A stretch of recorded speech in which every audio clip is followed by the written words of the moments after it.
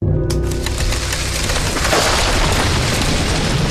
não vou, a minha apresentação é muito extensa e o meu foco é o conflito ambiental, né? O conflito do licenciamento e essa questão que já foi colocada aqui na parte da manhã de racismo ambiental e injustiça ambiental. Então, vou pedir o Gil para me ajudar, se ele puder, passando aí, você pode, por favor? Então, o meu tema é esse: os conflitos gerados no processo do licenciamento do CTR Santa Rosa versus Aquífero Piranema. Esse trabalho ele foi elaborado a partir de um curso de extensão que eu fiz, né, com o pessoal do IPU. O pessoal do IPU, né, e o curso chamava-se Educação Ambiental Crítica para a Baixada, a Ecologia Política dos Recursos Hídricos. Então, o nosso enfoque era bem crítico mesmo, né? Então, pode passar, por favor. Então, segundo o relatório das Nações Unidas sobre o desenvolvimento dos recursos hídricos no mundo, né, 40% da população do planeta não tem acesso a condições básicas sanitárias, né? E aí a gente tem que pensar numa questão bem ampla, né, mundial, de pobreza, de miséria, de falta de acesso ao recurso natural, para a gente poder chegar ao nosso país, que tenta ser um país em desenvolvimento, né? E aí, chegando aqui no Brasil, né, que é um país rico em recurso hídrico, mas infelizmente as pessoas não têm saneamento básico, as pessoas de baixa renda não têm acesso a saneamento básico, nem ao abastecimento público, né? A gente chegando aqui no nosso país que tem esse cenário que é visto como um grande país país das águas, né, digamos de uma forma geral, chegando aqui, a gente percebe que a realidade é outra, que a água não é tão abundante assim, né? Então, e ela é um bem finito, né? Não é um bem que vai estar infinitamente, que a gente vai poder utilizar infinitamente. E a gente se depara com essa questão do lixo em cima do aquífero. Tá certo que tem que se tratar o lixo, tem que dar uma destinação correta. Eu não sou, nesse momento, contra aterros sanitários, porque eles precisam existir, pior é lixão, né? Se a tecnologia foi implantada corretamente, né, dá para ainda se utilizar. Tem que ter alternativa? Tem. Né? Mas nesse momento, no Brasil, infelizmente a gente ainda precisa conviver com os aterros sanitários.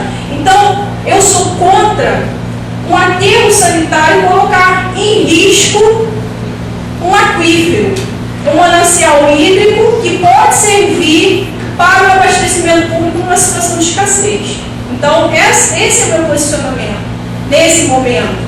É claro que a gente precisa avaliar outras alternativas, sim, mas a gente precisa ser um pouco realista, né? Então, esse é o meu posicionamento nesse momento. Então, a gente tem um projeto, né, que prevê não é um aterro sanitário, né? O primeiro erro nesse processo é que não é um aterro sanitário, são 3 aterros sanitários, é um complexo dentro dessa área. Então, é um aterro para resíduos domiciliares classe 2, um aterro de resíduos industriais e uma classe 1, são 2 classificações, um aterro para resíduos industriais classe 1 e um aterro para resíduos industriais classe 2. Então, não é um aterro sanitário, um mega aterro sanitário, são 3. Né? Também contempla uma unidade de tratamento de efluentes líquidos, né? Que não é um chorume percolado da degradação do resíduo, mas efluentes líquidos industriais. Então, o que acontece? Virão as águas, os lodos das estações de tratamento das indústrias para esse local, para ser tratado também. unidade de tratamento de resíduos do serviço de saúde, unidade de tratamento de solo contaminado, unidade de processamento de resíduo classe 1 composto por blendagem líquida e sólida.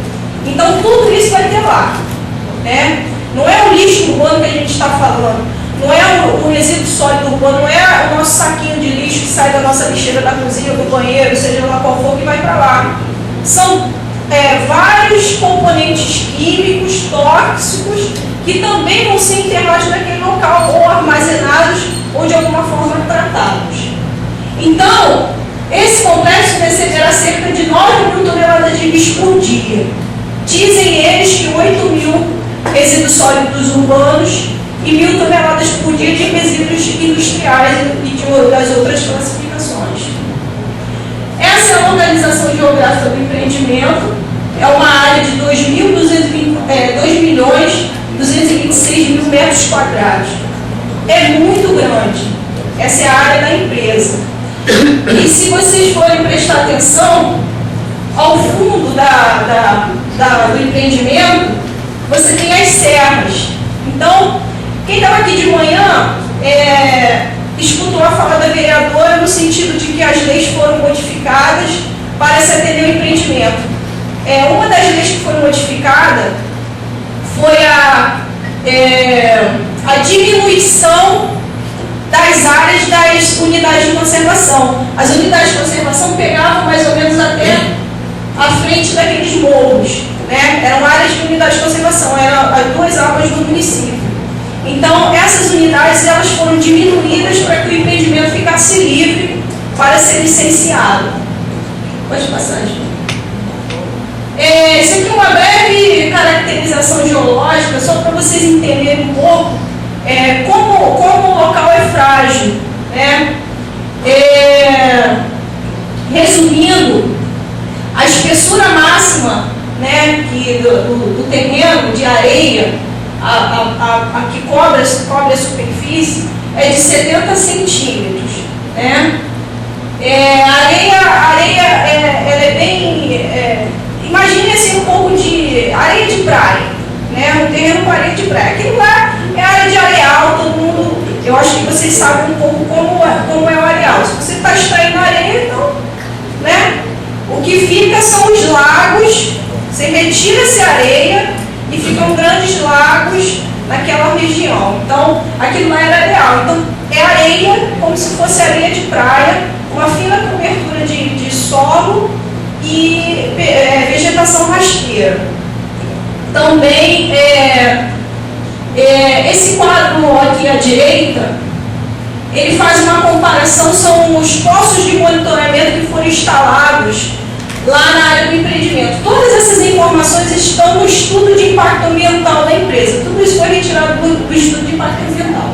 Então, esse quadro ele faz uma comparação entre a profundidade da rocha sólida e a posição do nível da água. Isso em metros. Então, vocês percebam aqui que em alguns locais o nível da água está a 3,50 metros. Isso na área do empreendimento. E em outros locais está a 80 centímetros. Isso não sou eu que estou dizendo. Foi o estudo de impacto ambiental pago pela empresa que disse que a água está a 80 centímetros dentro da área do CTR Santa Rosa, Centro de Tratamento de Resíduos de Santa Rosa. E aqui, a rocha, a mais ou menos a 3 metros. Então, a variabilidade do solo é muito grande, apesar dele ter um aspecto arenoso, a variabilidade é muito grande.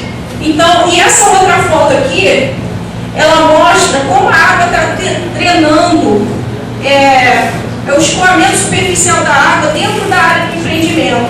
Então, vocês percebem aqui que a água escoa toda por dentro do terreno. Né? Pode passar, Gil. Esse é um mapa que foi elaborado pela Universidade Rural. Ele está um pouquinho longe para vocês, mas a área é um mapa de vulnerabilidade, né? Eu vou tentar explicar um pouquinho. Essa parte, essa área aqui, essa linha vermelha é o empreendimento. Essa parte um pouco marrom é dita como uma área de baixa vulnerabilidade, né, pelo mapa. Sendo que toda essa área aqui rosa, meio rosada, é uma área de alta vulnerabilidade. Então, no outro mapa mais para frente, não, peraí, vocês vão perceber. Então, toda essa área aqui está vulnerável à contaminação. E apenas a área do empreendimento, que foi possivelmente estudada anteriormente para se comprar esse terreno, ela foi escolhida exatamente numa área de baixa vulnerabilidade. Mas tudo é aquífero? O aquífero, pelos estudos da Universidade Rural, ele contempla 3 municípios, né? Nova Iguaçu, Seropédica e Itaguaí. Então, toda essa região aqui é a área do aquífero Piranema. Inclusive, a própria universidade está em cima do aquífero. Pode passar. Esse é um outro mapa também desenvolvido pela Universidade Rural, que é o mapa da potencialidade, o potencial de água que esse aquífero pode produzir. Então, vocês vendo aqui a área do empreendimento, né? Ele está exatamente aqui. Aqui, baixa potencialidade, média potencialidade e alta potencialidade. Se vocês forem fazer uma análise macro, isso aqui é uma pequena ilha, né? É uma ilha num oceano subterrâneo. Então, esse é o nosso aquífero Piranema. Só que o que também precisa ser dito é o seguinte: ele não é como o aquífero Guarani. As pessoas perguntam, mas como é que é o aquífero? O que é o aquífero? O aquífero Guarani é um grande armazenamento confinado, né, de grande extensão, muita água por debaixo da rocha. O aquífero Piranema, ele tem características específicas porque ele é um aquífero de rocha porosa. Eu sou da FOP, o MRJ, e precisamente desenvolveu um projeto de coleta seletiva de cooperativa na ITCP. A ITCP é incubadora tecnológica de cooperativas populares da Universidade Federal. E a gente está falando aqui, eu estou escutando o secretário, escutando o Sérgio Ricardo, que é meu amigo, pessoa muito experiente também, e a gente fala muito de reciclagem, né? Reciclagem. E pouco se fala na coleta seletiva. Se não tem coleta, não tem reciclagem. E a separação do material? Se fala muito de lixo. Na verdade, gente, o lixo não é nada. É material reciclável. Luxo. E quando a gente fala da questão dessa questão dos aterros sanitários, ela está falando aqui, a gente é contra essa falta de tecnologia, esse desespero e mal administrado que vira lixão. Então, nós das cooperativas, que nós constituímos cooperativa. Nesse momento, eu coordeno o projeto Cataforte, com 22 núcleos em 11 municípios, e a gente está com um grupo aqui em Seropédica, que é a Contra-Sé, que a gente já fez o estatuto, já fez tudo, está constituindo a cooperativa. Então, muitas das cooperativas, nós estamos trabalhando com um decreto, Márcia, que ninguém falou aqui, né? Que é o decreto 5.940 federal, o municipal e estadual. E é esse decreto que está abastecendo as cooperativas. Então, eu acho que dentro desse contexto, a gente está falando de uma pirâmide, que falaram lá em cima, falaram algumas coisas do meio, mas esqueceram das bases, dessa história de lixo. E, na verdade, né, o que tem muito é material reciclável. Então, veja só, quando eu fecho o decreto com as Forças Armadas, e aí eu vou falar da base de abastecimento, Márcio, que fica na Avenida Brasil, que é uma organização que recebe toda a demanda daquela 7 organização. Então, quando eu cheguei lá para fechar o termo de compromisso para as cooperativas, então o que o decreto diz? Que todos os materiais recicláveis sejam direcionados às cooperativas, não é isso? Eu cheguei lá, eu tinha 8 containers, assim, desse tamanho daqui assim, né? Depois que a gente se organizou, então com os militares, né? Porque eles estão bons de trabalhar, tem ordem, criaram os galpões, montaram os galpões para colocar o material escravo. A gente deixa um ou dois catadores lá dentro e eles fazem a separação do material. A separação básica, porque na verdade separar material, gente, não é fácil não. Eu não sou especialista nisso. E quanto mais ele tiver selecionado, melhor será vendido. Né? Não é fácil, eu não sou especialista nisso. Quando eu cheguei na base de abastecimento, eu estou dando como exemplo, que é a maior, que ela recebe os navios, desses 10 contêineres, só 2 eram lixo. 8 é material reciclável. Quer dizer, eles pagam para a empresa tirar dali por contêiner. Então você vê, eles, caiu o preço, né, o custo dele lá. E a mesma coisa é aqui. Eu acho que essa instituição aqui já pode começar por aqui. Separem o material reciclável aqui dentro e mande para a cooperativa. Então, no lixão mesmo, na aterro sanitário, se a gente como cidadão, como instituição, cumprir os decretos, não vai ficar com lixo, gente, não é nada. É nada. Tudo que existe aí é material reciclável. Uma outra questão são os editais. Né? É a grana que está vindo, e é uma das áreas que mais tem dinheiro, é essa. Quando é aberto os editais, agora um mesmo chegou para nós da Fundação Banco do Brasil, vereadora, com 17 milhões, e quase ninguém vai receber. Por quê? Porque não estão legalmente constituídas as cooperativas. E isso custa dinheiro. E às vezes os projetos não têm assinatura para legalizar as cooperativas. A gente não pode tirar dinheiro do projeto, botar aqui e botar ali, como vocês sabem, né? Então, um fator principal que eu tenho que estar em discussão é potencializar, é criar, fundar essas cooperativas, legalizar, constitucionar elas legalmente, para quando esse dinheiro chegar, elas estarem aptas a receber esse dinheiro, para comprar caminhão, para investir no espaço físico, comprar prensa, balança, uniforme. Esse projeto que nós estamos agora, que é o projeto Cata Forte, nós damos o quê? Nós damos uma cesta básica, toda a EPI, porque eles estavam ali no lixão sem bota, sem luva, sem equipamento nenhum. No lixão. Então aí, nós trabalhamos com 6 lixões no projeto Cata Forte. 6 lixões. Então eles estão lá e ninguém enxerga. Ninguém enxerga, eles estão lá sem luva, sem sapato adequado, sem avental, sem ter o que comer, tirando aquele alimento dali. Agora acontece o seguinte, depois que a gente potencializa, começa a arrumar a casa, aí aparece representante dos catadores. É o OCB, Sebracon, Cata Rio, é tanto da gente que fala pelos catadores que eu não aguento. Então a gente tem que pensar na base da pirâmide, vereadora. Vamos pensar nisso juntas, né? Para a gente potencializar essa cooperativa. Oi. Sim, exatamente. Aí eu comecei a vir quando eu comecei a vir para cá, eu falei com eles, vai ter o presidente cooperativo.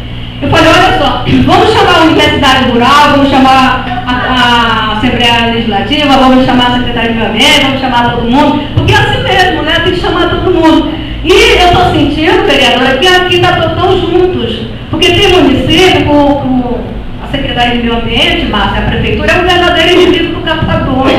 Eles estão no lixões, eles querem criar uma cooperativa por conta própria, eles são donos do material, eles não querem papo com a gente. Pode ter certeza que aqui também já funcionou isso. Já, né? Atualmente eu não estou vendo isso, mas já funcionou isso e não deixava ele se organizar. Exatamente, eu estou falando para ele ali que tem esse passo bom que está acontecendo aqui em Seropédica, que é isso, né? Está toda a Universidade Rural, e então eles foram na reunião lá comigo, foram na Assembleia.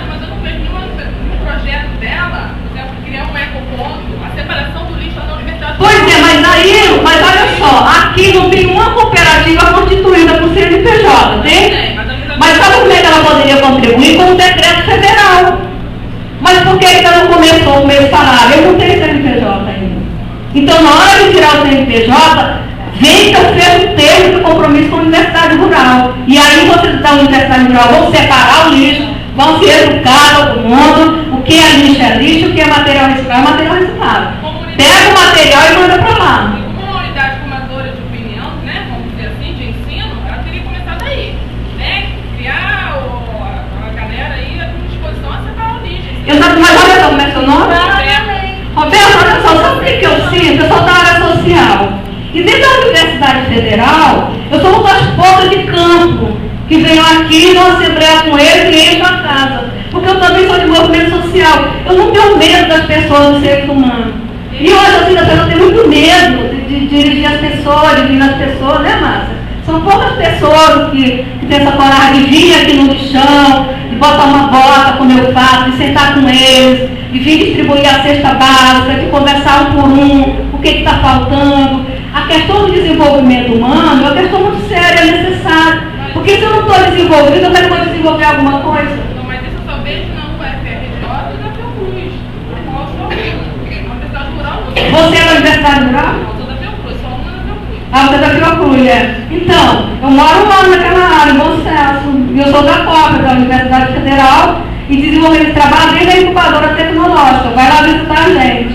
Tá bom? Então vamos começar aí essa luta. Obrigada. E peço um apoio também ao pessoal.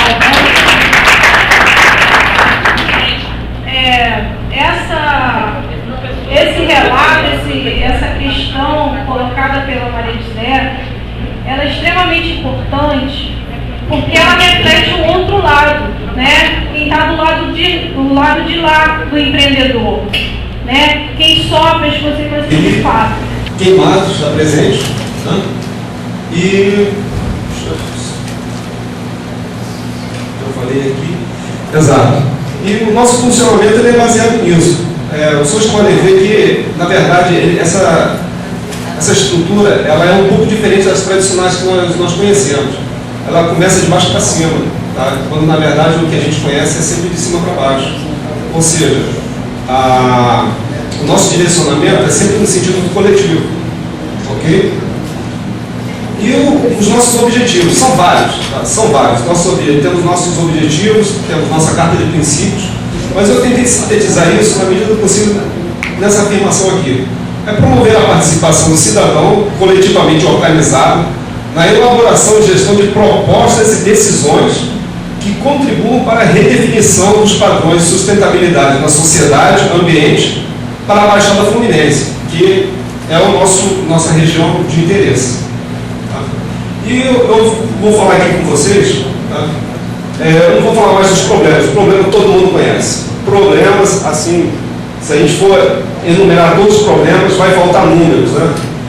Mas, enfim, muito se falou em tecnologias alternativas, tecnologias, energia, mas ninguém, até hoje, tá? Em todos os momentos que a gente vai tratar do lixo, seja em Seropédica, Nova Iguaçu, Rio de Janeiro, as pessoas não falam exatamente o que é a tecnologia que vai virar energia, e quando fala que é incineração. Mas quando a gente fala de incineração, a gente fala de N incinerações, vários processos. E aqui, eu trouxe aqui, muito rapidamente, quatro que, de alguma forma, já acontecem no Brasil. Tá?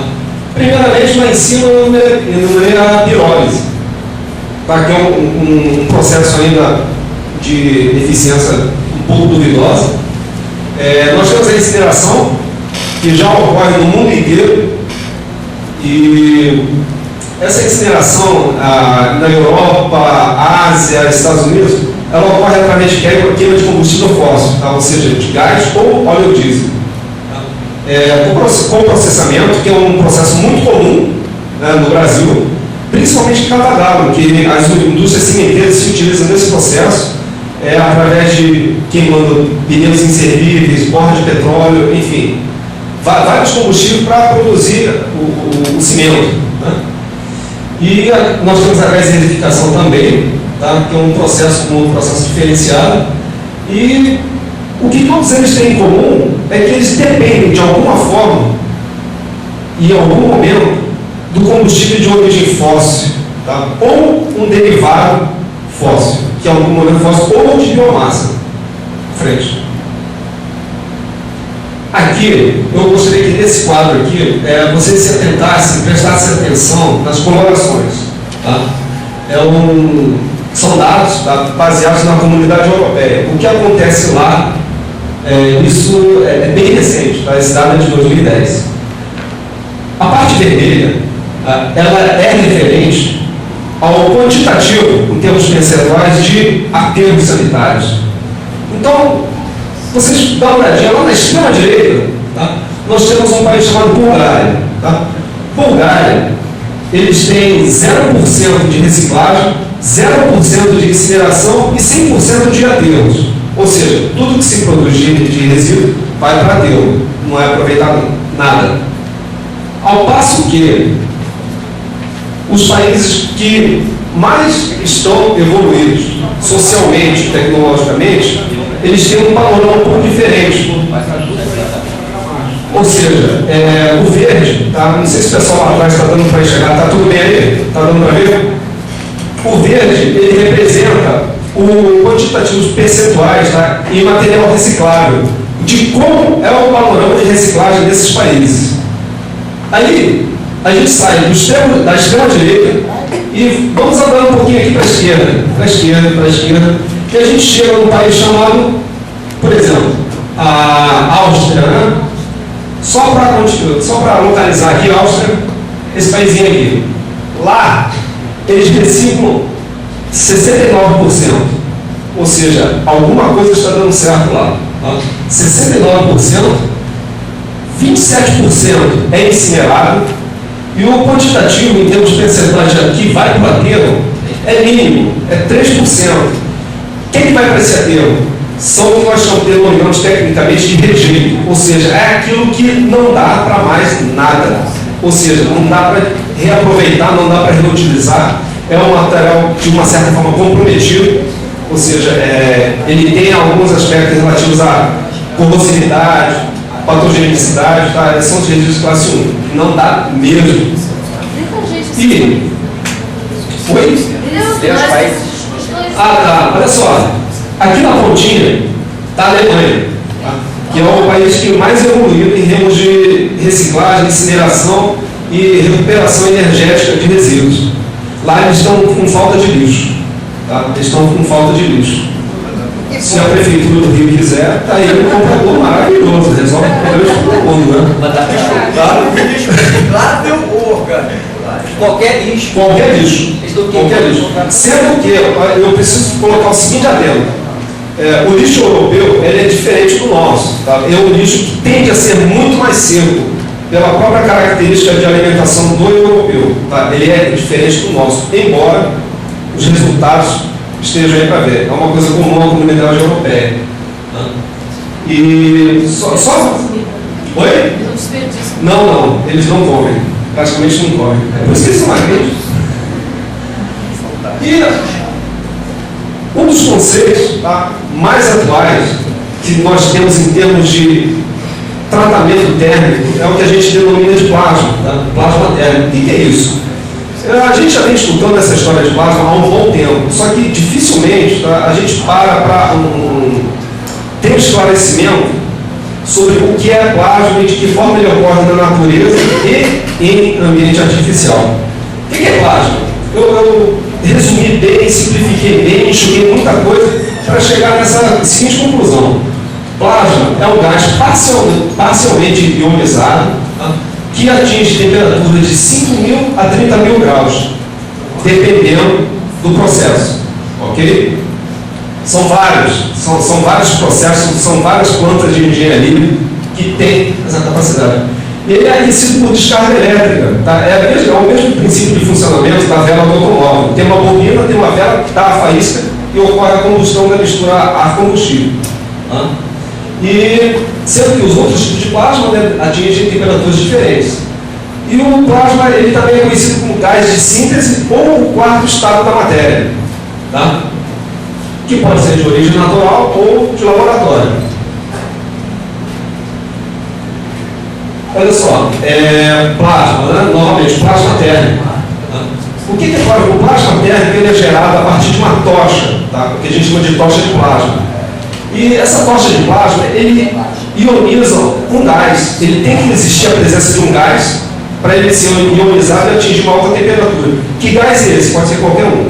Eu só enumerei alguns aqui. Tá? Argônio, gás carbônico, metano, nitrogênio, hélio. Termos de custo, são gases baratos de serem sintetizados. Tá? E a utilização industrial deles que é interessante, tá? É um ponto muito interessante, que ele pode ser utilizado em várias circunstâncias tá, de acordo com a necessidade daquela atividade industrial.